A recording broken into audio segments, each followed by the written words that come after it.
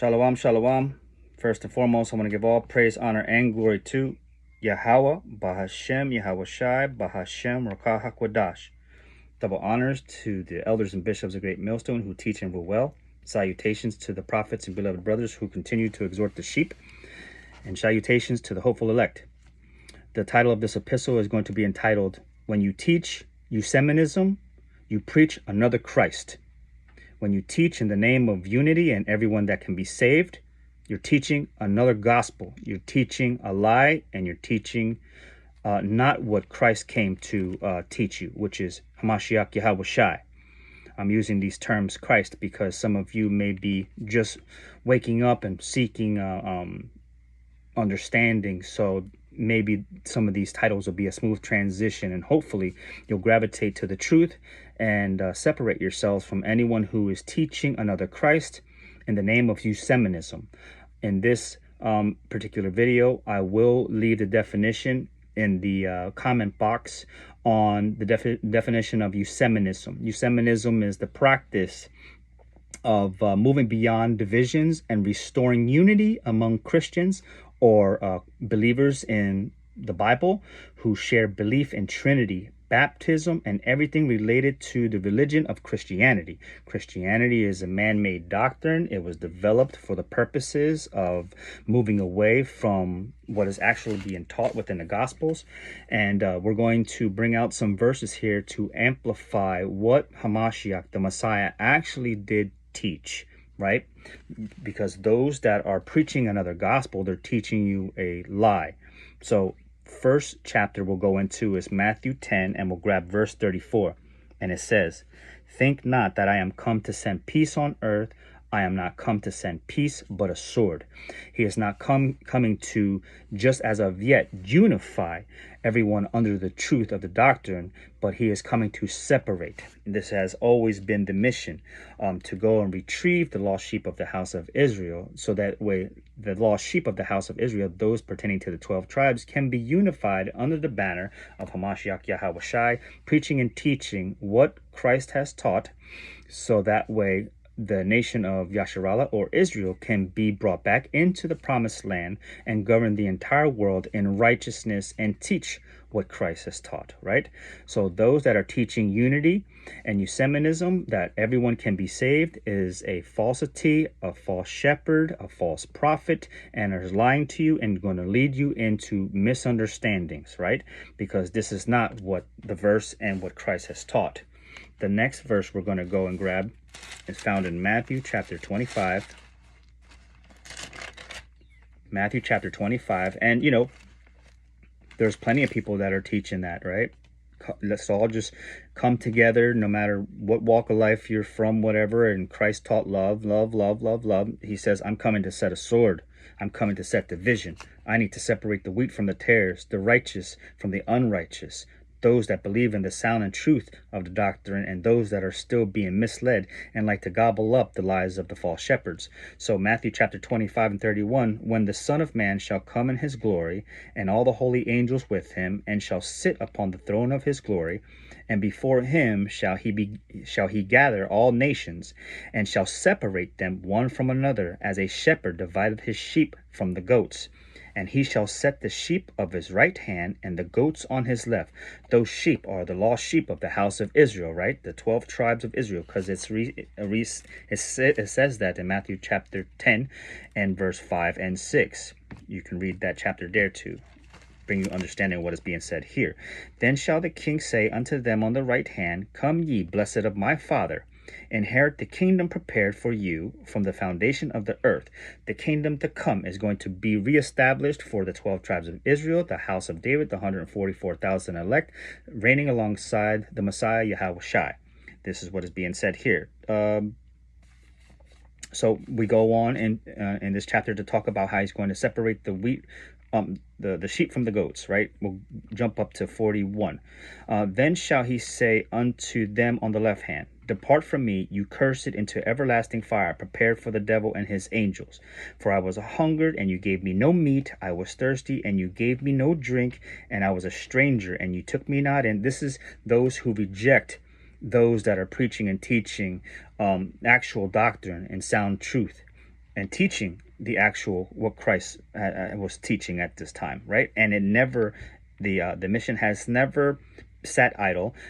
It was to always be continued until the times of the end for the regathering of the elect, right? Then shall they also answer him, saying, Lord, when we saw thee in a hungered and a thirst, or a stranger, or naked, or sick, or in prison, and did not minister unto thee, then shall he answer them, saying, Verily I say unto you, insomuch as you did it not to one of the least of these are his prophets, his teachers, his shepherds, trying to bring to you the true gospel, the gospel of salvation, and you did it, and he says, and you did it not to me. You did not receive that that prophet or that messenger, that teacher, that angel that was clothed in flesh and blood, right? But you rejected that word. 46, and these shall go away into everlasting punishment, and the righteous into life eternal. The righteous are those that keep the law, statutes, and commandments to the best of their ability, observing them. For we are not underneath the law, but we're practicing the commands and the laws, so we have a full understanding of what Christ taught in totality and what was fulfilled, so we can observe to do the same things and have that same pattern to walk in righteousness, right? So anyone teaching another gospel and in the name of Ecumenism and for all coming together is a false doctrine, and it's a lie, because the Messiah did not teach for everyone to come together, but for the reunification of a nation that was subjected underneath the curses underneath all other nations, right? So next verse we'll grab is 2 Corinthians. And if this doesn't resonate with you, you can keep scrolling and find another video. For those that have an ear to hear, listen on. 2 Corinthians chapter 11. 2 Corinthians chapter 11, verses 3 and 4. It says, But I fear lest by any means, as the serpent beguiled Eve. The serpent represents deceiver, right? And that deceiver ultimately goes back to Esau, Edom, right? The nation of Edom, who continues to beguile our people and teach them all manner of false doctrine, right? In the name of Christianity, in the name of Islam, in the name of all these other religions, than rather teaching what Hamashiach Christ has taught, right? Hamashiach Yahushai, that's his name. Don't forget it. So verse 3, But I fear lest any means, as the serpent beguiled Eve through his subtlety, so your mind should be corrupted from the simplicity that is in Christ, Hamashiach. For if he that cometh preaching another, Yahushai, whom we have not preached, or if ye receive another spirit, now when you pick up these other doctrines, these unbelieving doctrines, they come in the name of another deity and another name. That is a whole nother spirit. It says it right here. He says, or if you receive another spirit which ye have not received, or another gospel which ye have not accepted, ye might well bear with him, right? So we want to pick up the correct spirit, which is the spirit of Hamashiach Yahushai, and receive the truth of the gospel, because he does not come in the name of Ecumenism, unity doctrine, all can be saved. No, this is a falsity and a lie, and you're being lied to. Next verse, we're going to go into 2 Corinthians. We're still in 2 Corinthians, so chapter 6 and verse 17. Wherefore, come out from among them. See, he's not teaching, let's all congregate and gather together. He's saying, come out from among them. Be ye separate, saith Yahweh, and touch not the unclean thing, and I will receive you. So you have to understand in full capacity of who you are, who you represent, and who are the other nations that you are mixing and mingling in, and who is teaching you something other than what Hamashiach Yahushai has taught, because you could be very well mixing with those that will be destroyed and considered a goat or a tear. You want to be gathered with the remnant. You want to cleave to the house of Israel. You do not want to be under the banner of Ecumenism, unity doctrine, but you want to be set apart and very holy, because he says not to touch the unclean thing. This is mixing and mingling with the other nations as well, because that is breaking the commands of Yahweh when you mix and mingle with these people, right? And this goes into, making marriages with them as well. I'll touch on that briefly. And verse 18, and will be a father unto you, and ye shall be my sons and daughters, saith Yahweh Elohim. So the way to be received by the Most High Yahweh himself through his son Yahweh Shai is to receive the sound doctrine that's given unto you by the teachers, the prophets that is set up before you to preach the gospel in truth and sincerity, right? So the mixing and mingling, if they come to you preaching Ecumenism, inclusivity, everyone can be saved, let's just love one another, that is dangerous, and that is deception, and that is a lie, because it's contrary to what the scriptures say, right? And this is not a hate speech. This is not for you to become prejudiced against those around you because of the classification of their skin tone or the language that they speak. This is a spiritual thing, to where that spirit has to bear witness with what is being preached, because if that spirit does not bear witness with the spirit of Hamashiach, they are of another spirit. They are of something else, contrary to the truth of the doctrine of Hamashiach. Next verse, we're going to go and grab Deuteronomy, that is found within the Torah, the 5 books of Moshe.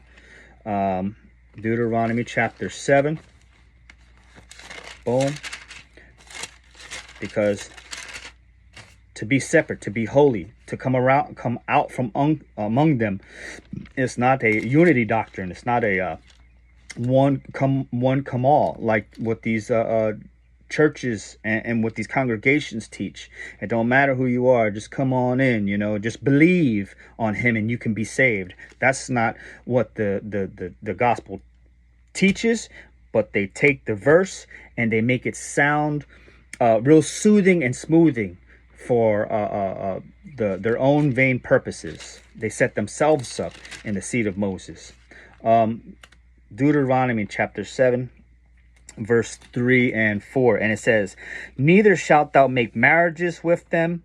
Thy daughter thou shalt not give unto his son, nor his daughter shalt thou take unto thy son.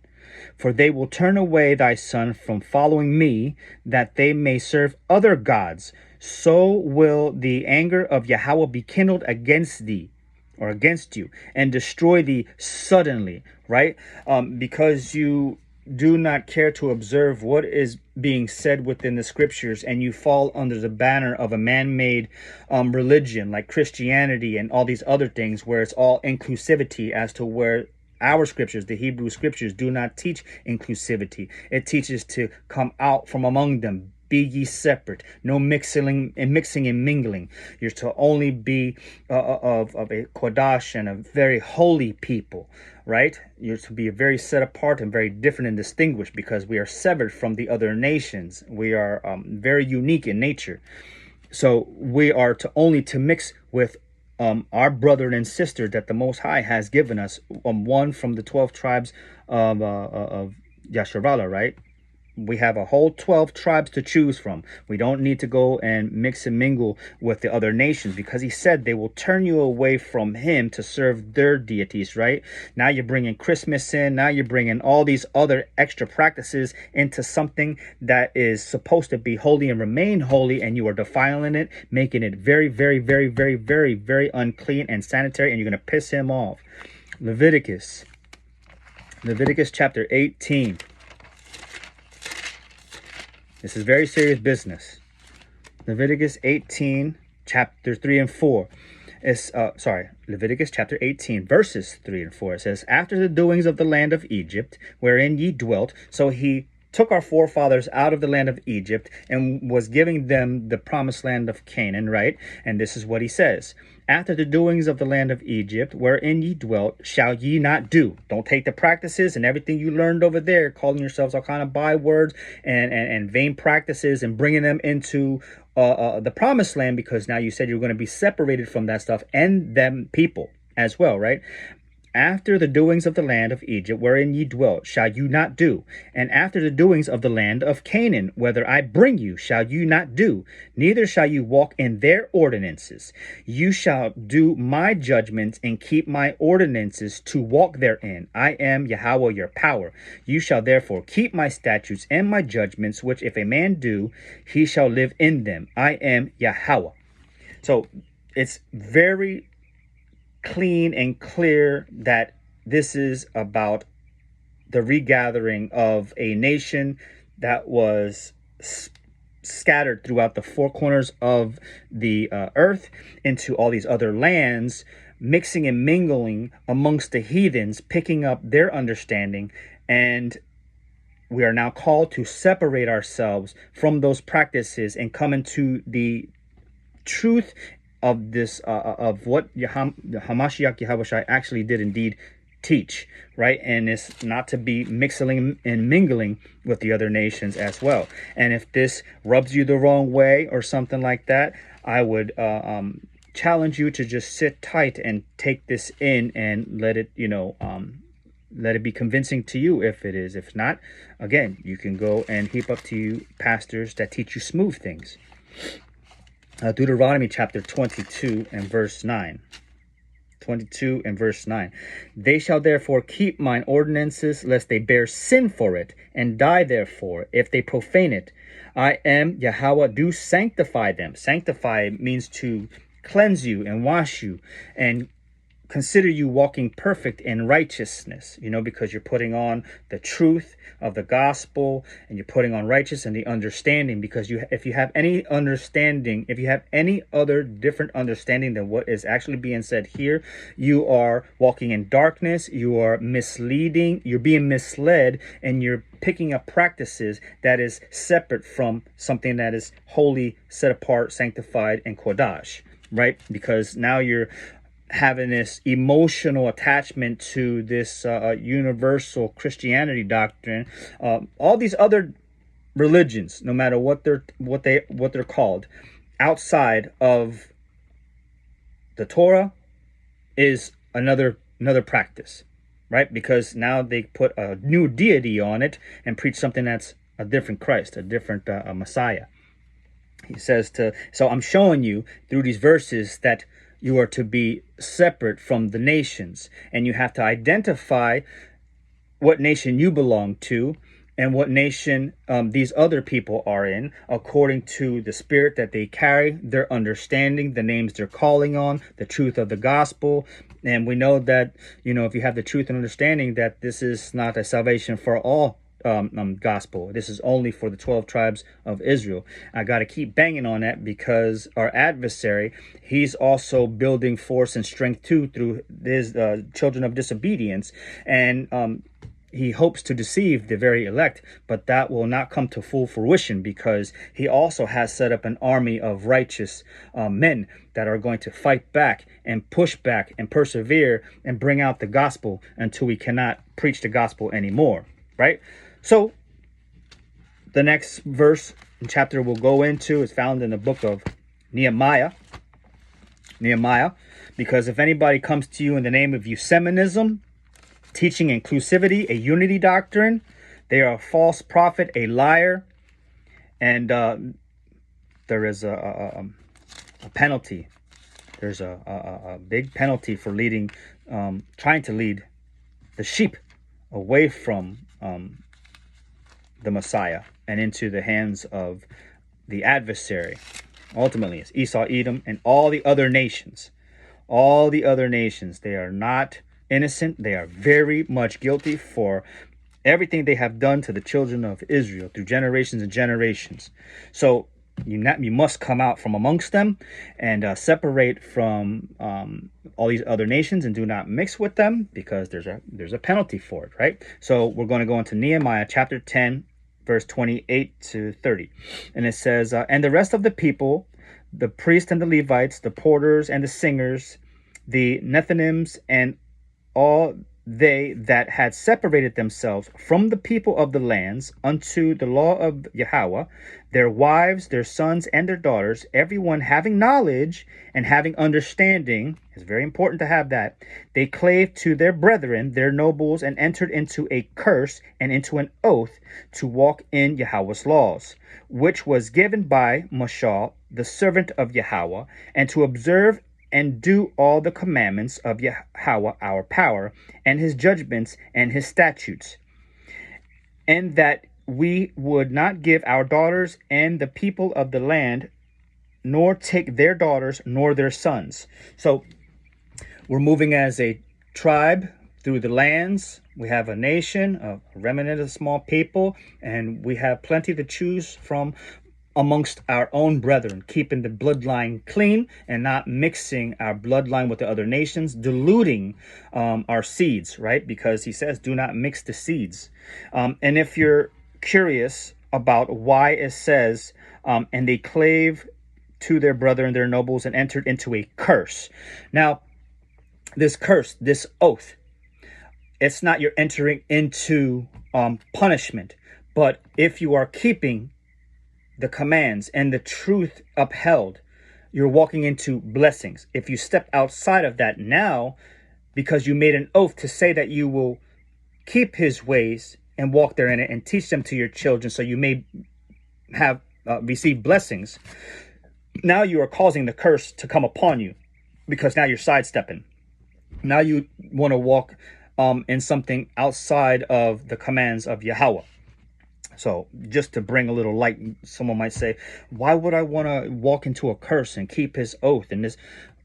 No, walking in his way, walking in righteousness and walking in light comes with much life, much life, much favor, much blessings, much joy, much healing, much more. And if you walk outside of that, you are cursed, because why would you want to touch the unclean thing? We're supposed to be separate. We have our own ways, right? And our ways are the ways of the Messiah through Yahushai. Okay. Oh, and the next one, I want to grab Tobit, chapter 4, found in the Apocrypha. It's very much part of the Gospels. Anyone telling you that this book is null and void or anything like that, do your own research. It's very much part of the Gospels. That expounds on the Greek captivity. It talks about the practice of Hanukkah and the Feast of Lights and the history to substantiate why in the 66 books talks about there is no difference between Jew and Greek. So it expounds on the Greek captivity. Tobit chapter 4 verses 12 on down, it says, beware of all whoredoms, my son, and chiefly take a wife of the seed of thy fathers, and take not a strange woman to wife, which is not of thy father's tribe. For we are the children of the prophets, Noah, Abraham, Isaac, and Jacob. Remember, my son, that our fathers from the beginning, even that they all married wives of their own kindred, and were blessed in their children, and their seed shall inherit the land. Now therefore, my son, verse 13, my son, love thy brethren, and despise not in thy heart thy brethren, and sons and daughters of thy people, and not taking a wife of them. For in pride, in destruction, and much trouble, and in lewdness is decay and great want. For lewdness is the mother of famine.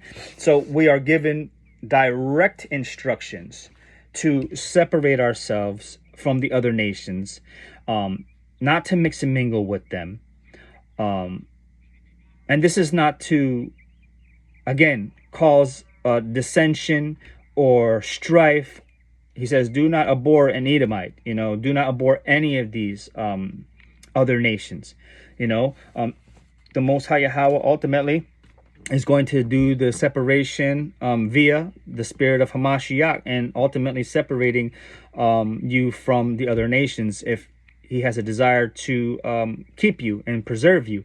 Some of you are losing spouses because they may be mixed with a different seed line, and he doesn't care for that, because he wants to bring back the purity of the nation and holiness, quadashness, uprightness, because all these other nations, they have a record of just doing some ungodly practices. And we're trying to tell you, the truth of the gospel, so that way you are well informed, and whether or not you hear forbear, you received the message, and ultimately you will come to the conclusion whether or not you made the correct choice or not. So I pray that this was helpful. There's so many more precepts and verses to shed light on why this Ecumenism, this inclusivity doctrine is a doctrine from hell. It's ultimately going to lead everyone who continues to stay within the religion of Christianity and all these other sects of Christianity, Protestant, Methodist, Baptist, and all these other things. You're just cleaving onto half-truths, if you will. And I pray that this was edifying, to shed light on what Ecumenism actually does. So I pray that that was helpful. Until next time, Shalom.